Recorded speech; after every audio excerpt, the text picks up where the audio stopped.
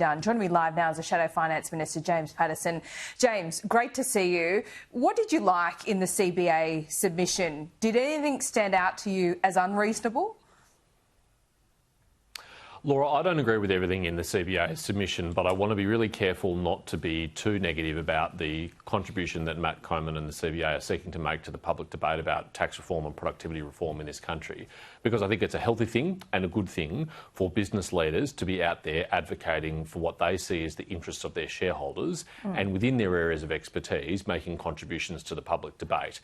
And I don't want to see a public debate in this country where anyone proposes an idea that's not in line with the political zeitgeist, gets a ton of bricks thrown at them and discouraged from participating in public debate. So I think it's a good and healthy thing. I'm obviously not in favour of things like wealth taxes, which they propose, which I think could lead to a envy-based public policy and a strategy of pursuing confiscation of people who've done well, a war on aspiration, in order to make up for ill-disciplined spending of the federal government. I don't think that's a pathway that would lead to more prosperity or more productivity, but I welcome the constructive contribution that CBA is seeking to make.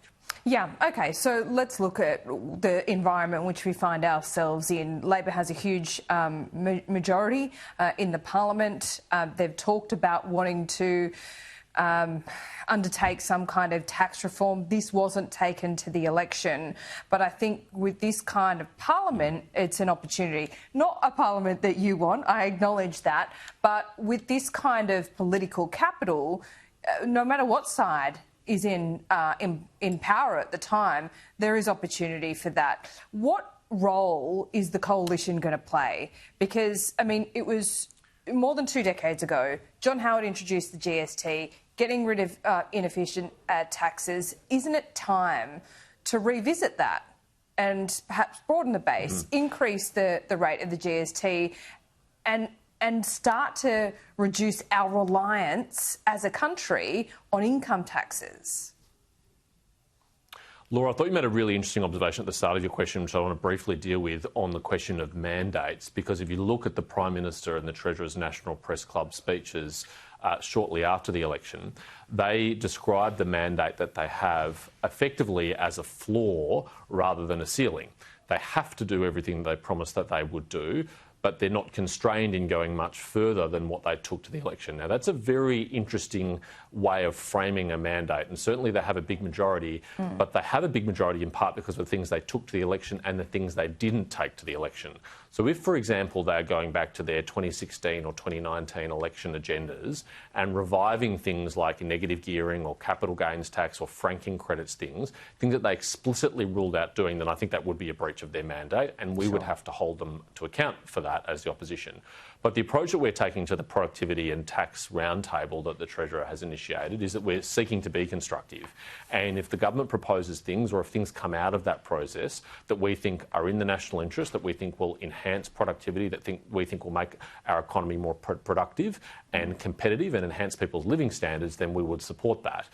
But we're not going to walk away from fundamental liberal principles, and we're certainly not going to be party to significant tax increases or applying blank cheques for tax increases that we don't think are warranted or justified. No, and no one would expect you to do that. No one would want you to do that. But it comes down to the tax mix as well. Maybe let's go back to first principles here, James. Do you agree that there is an over-reliance and it is going to get worse on income tax to fund everything that we want the government to fund? Would you see, in principle, an increase in the GST, a broadening of the base, if it was to see a lesser income tax or reducing that reliance on income taxes? I do think that we are excessively reliant on income taxes. I think that puts a heavy burden on young working-age people who are trying to build wealth for themselves and their families. And internationally, Australia is much more reliant on income taxes than most other similar developed economies, and I think that is a problem. Before I entertain the prospect of increasing other taxes in order to pay for a reduced income tax, I should say that that's obviously not the only way to fund a reduction in tax. You could also how else have can you do it? fiscal restraint or spending restraint. Oh, sure. Fiscal restraint or spending restraint is the other way to do it. But right now, as a proportion of the economy, government Well, right now, as a proportion of the economy, the government is larger than it has ever been, other than in emergency times like war and pandemics. Otherwise, it's far above the long-term average. And that's because of policy choices that the Albanese government made in their first term to bake in new structural spending without any means of paying for it, either through tax or through savings measures. And I think it's very interesting that the Treasurer is using language that he expects people to bring ideas to this roundtable that are budget neutral or better.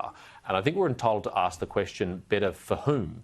Better for him or better for Australians or better for taxpayers? I think by better he means that delivers higher revenues to Canberra.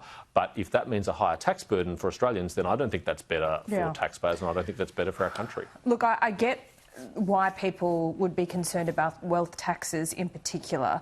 But over the last decade, we've seen this enormous concentration of wealth. It's worse in America. After COVID, we saw the rich getting richer, the middle class and lower class really not moving in the same way as that upper tier. There is something structurally wrong there. So don't we have to do something dramatically different? It might not be wealth taxes, but the concentration of wealth, I mean, that is something that really concerns me. Not because it's the politics of envy, James, which I'm sure you agree of, just the concentration at these companies that require less people to work for them, but they're making enormous amounts of money because of social media, AI, whatever it is. Won't it get to a point where the wealth concentration is so skewed that redistributing that wealth is just going to be so difficult to do anyway? Is that something that concerns you? I don't know what the answers are, but it's certainly looking like a problem that's getting worse. Laura, I am someone who is, as a Liberal, concerned about inequality and in particular wealth inequality. But if you look at the data, the greatest disparities of wealth are not within generations but between generations. It's not between, for example, young people who are high income or low income earners. It's between older people who've benefited from a significant asset price boom over the last 30 years and younger people who haven't benefited from that. And it is primarily, but not solely, through the housing market and the massive run-up in house prices that have happened in this country. And the inequality that occurs is that young people can't get into the housing market, and so they never have the opportunity to acquire and build wealth for them and their families because the obstacles to getting in are so much higher than they were for any previous generation. That's why housing affordability and home ownership are at the heart of solving these intergenerational problems, and I don't think wealth taxes help solve that problem. I think, of course, lowering income taxes would be helpful, but the most important thing we can do is make housing more affordable by significantly expanding supply. And unfortunately, from the leaked Treasury documents, we know that this government is nowhere near achieving its housing targets, which are not just ambitious, but now delusional. And I think that's a cruel hoax on young people. Yeah, it is. It is ambitious. We need to have targets, but they are, you're right, they're not even close to being met. These things aren't linear, of course, but yeah, it doesn't look good. James, great to talk to you. We'll have a longer conversation, hopefully, which is required soon. I look forward to it. Thanks, Laura. Well, the public knows the budget is in a bad way, and